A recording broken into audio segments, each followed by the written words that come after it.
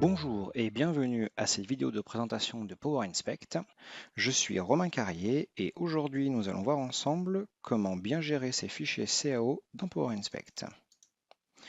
Nous allons voir les différents types de formats que nous pouvons importer, comment récupérer les niveaux et créer de nouveaux niveaux personnalisés, comment gérer chaque élément de la CAO de manière différente et comment remplacer une CAO pour réactualiser les théoriques dans le cas d'une CAO avec différents indices, par exemple. Quand nous parlons des types d'imports qui sont faisables dans Power Inspect, il est important de noter qu'on peut vraiment travailler sur tout type d'entité.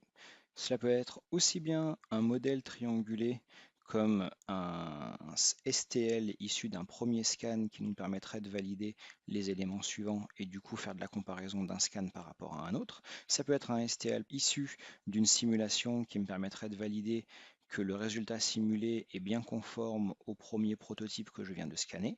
Mais ça peut être également tout simplement un mélange de surface et de solide dans un même modèle, ainsi qu'un plan filaire si vous ne disposez pas du 3D réellement de votre pièce, mais uniquement d'une CAO filaire au format DXF, vous pourriez comme ça extraire les cercles ou les oblongs qui sont directement sur votre plan. On peut importer aussi bien des fichiers neutres comme de l'IGS ou du STEP, ou alors des fichiers natifs comme des éléments en provenance d'Alias, d'Inventor, de CATIA, de SolidWorks, tout dépend le format à proposer. Nous verrons lors de cette présentation que les CAO peuvent être gérés de trois manières, soit avec un mode complètement actif ou allumé, ce sera le premier mode, complètement inactif ou complètement éteint, ou alors partiel. C'est-à-dire que ici, nous avons par exemple une suite d'ampoules qui me montre que ma CAO est entièrement affichée, entièrement masquée ou alors partiellement masquée. Même principe au niveau de l'activation, vous verrez que nous aurons une case qui peut être cochée, blanche ou grisée, tout dépend si mon modèle est entièrement actif, inactif ou juste partiellement actif.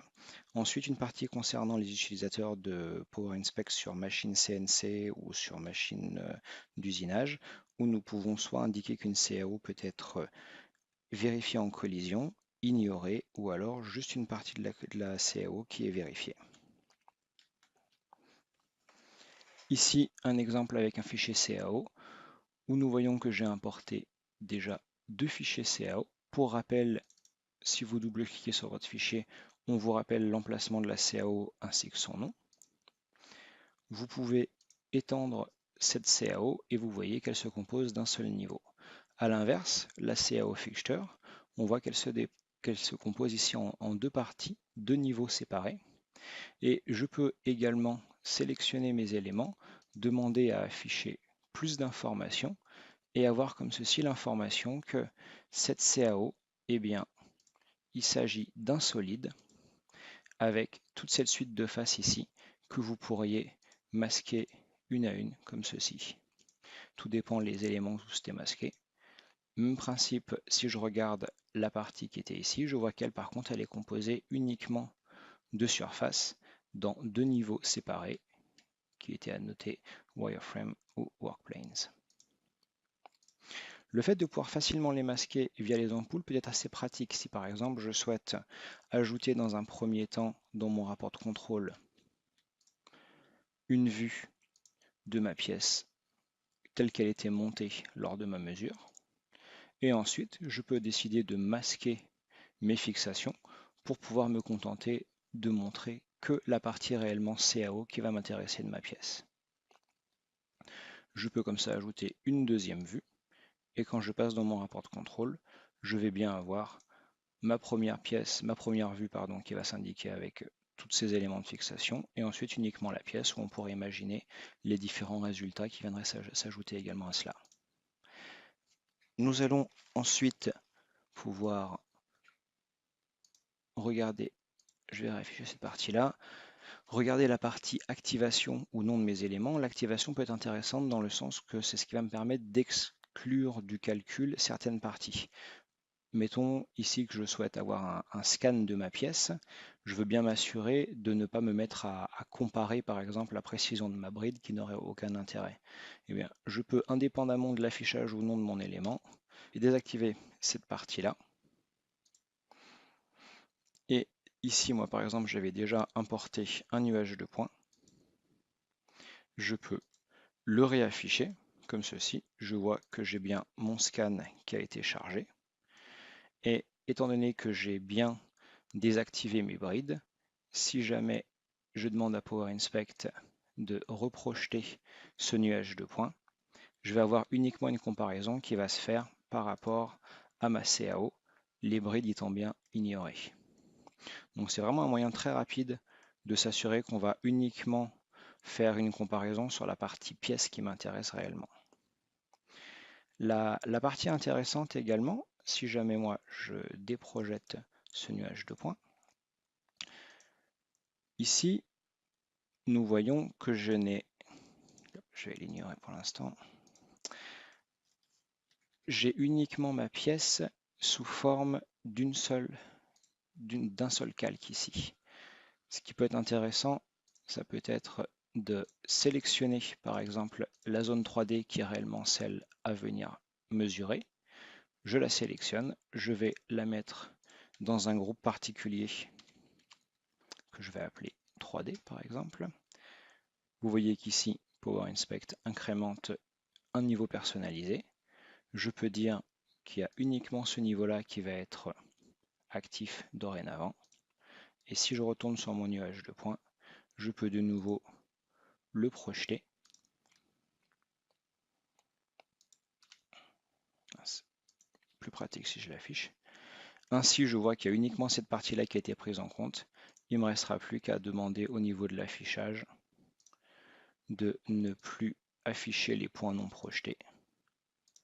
Et en quelques secondes, j'ai bien la comparaison uniquement de ma zone clé ici qui m'intéresse, sans être embêté à devoir supprimer, nettoyer ces parties-là. Juste, j'active cette zone-là et j'enlève tout le reste. OK? Il me resterait du coup à me dire, cette partie-là, je vais l'ajouter à mon rapport de contrôle. Je me fais une nouvelle vue et mon rapport de contrôle se remet à jour avec une vue supplémentaire comme ceci. Je n'ai plus qu'à retourner ici, masquer mon élément pour poursuivre. Un autre élément qui est vraiment très pratique au niveau de la gestion de mes fichiers CAO, ça peut être quand vous avez beaucoup de CAO, la mise en évidence de manière assez simple comme ceci. J'utilise cette icône ici et ça va me permettre facilement d'identifier quels sont les éléments que je vais avoir dans mon arborescence. Dans des cas de chargement de gros nombre de CAO, ça me permet vraiment facilement de retrouver quels sont mes éléments, comme ceci. Ensuite, dans le cas où nous avons une mesure qui va s'effectuer par une machine CNC ou directement sur machine-outil, quelque chose qui est vraiment important de regarder, cette partie ici au niveau de la vérification des collisions. Je vois que pour l'instant, tous mes éléments, qu'ils soient au niveau des niveaux personnalisés ou des 2 CAO que j'ai chargés, sont tous vérifiés en collision, facilement identifiés avec l'étoile verte que j'ai ici. Ça sera le mode le plus classique.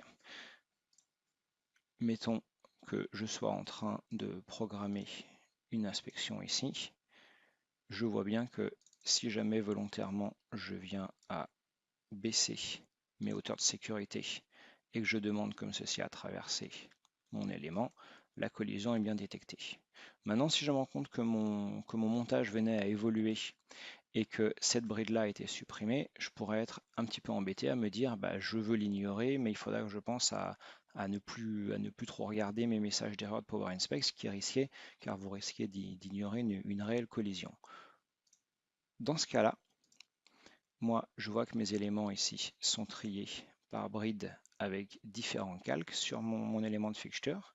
J'ai juste à me dire que, dorénavant, cette partie-là, je souhaite la masquer, mais également l'ignorer en collision. J'ai mon étoile ici qui passe en vert en rouge pour cette partie-là, en vert ici et en vert et rouge dans cette zone-là. Je vois bien que elle donc est ignorée, elle est vérifiée et du coup mon modèle fixture est juste partiellement vérifié. Et maintenant, la collision a bien été remise à jour et vous voyez qu'elle n'existe plus pour cette partie-là. Donc vraiment quelque chose de pratique quand je sais que j'ai divers CAO à utiliser et qu'à l'instant T, cette zone-là ne doit plus me gêner pour mes collisions, que je dois pouvoir facilement l'ignorer et le réutiliser à un autre moment dans ma programmation. Ensuite, on va pouvoir regarder une partie ici concernant, mettons, une programmation de ce cercle-là. OK. Imaginons maintenant que j'ai une nouvelle révision de mon fichier qui arrive. Moi, je vais du coup supprimer cette CAO. Parfait. Et charger ma nouvelle version.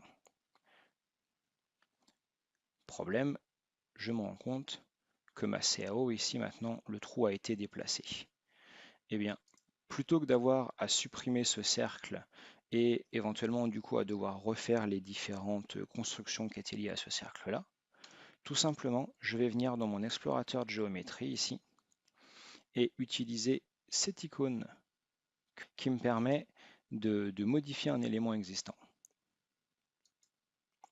Je vais pouvoir sélectionner du coup sur ma CAO mon nouveau trou, indiquer qu'il s'agit du cercle 1, je valide, et directement mon cercle 1 est venu se recoller ici avec toute la trajectoire. Et du coup, si mon cercle avait été utilisé pour mesurer un anthrax ou créer ma référence ou quoi que ce soit, tous les éléments se seraient recalculés en termes de théorique, de calcul, etc. Donc c'est vraiment une option qui est donc une option vraiment importante à connaître pour gagner en efficacité lorsque vous avez des familles de CAO assez proches ou des révisions dans vos indices de fichiers. Voilà qui conclut notre présentation du jour. Je vous remercie de votre fidélité et vous dis à très bientôt.